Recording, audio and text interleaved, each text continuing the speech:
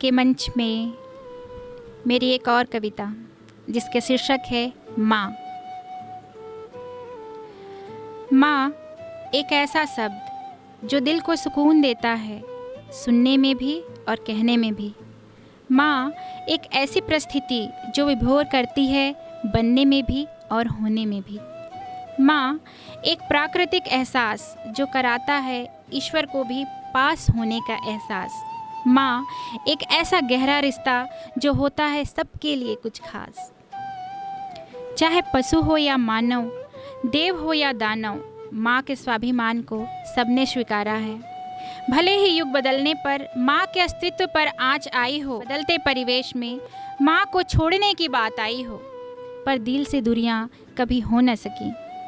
भले सूना आसियाना हो गया हो, भले ही सूना आसियाना हो गया हो, भले ही बच्चों का सामियाना कहीं अलग सज गया हो।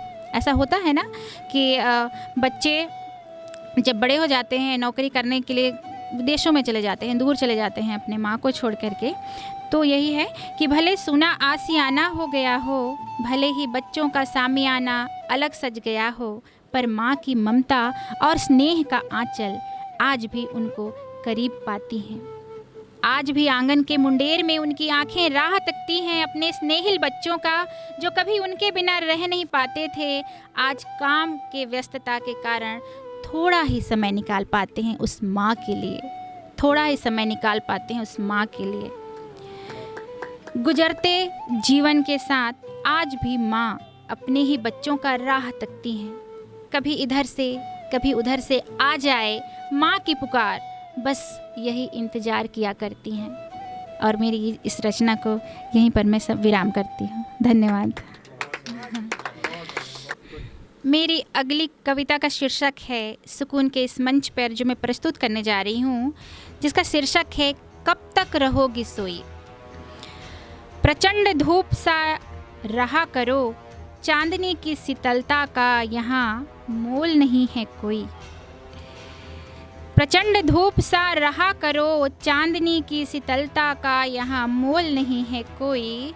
तुम चाहे सर्वस्व निछावर कर दो, तुम चाहे सर्वस्व निछावर कर दो, पर तुम्हारे बुनियाद का यहाँ कभी खोज नहीं है कोई। खिलना ही है तो पलाश का फूल बन खिलो, गुलाब की कली बनने का अब शौक न रखो कोई। सिंहों सा दहाड़ अब मारो तुम, सिंहों सा दहाड़ अब मारो तुम, मुश्किलों का पहाड़ भी अब स्वयं ही पार करो तुम। कुछ करें लोग तेरे हक में, कुछ करें लोग तेरे हक में, अब इसका मुझे विश्वास नहीं है कोई। अभिव्यक्त करो अपनी अभिव्यक्ति, कब तक रहोगी सोई, कब तक रहोगी सोई। बहुत बहुत धन्यवाद।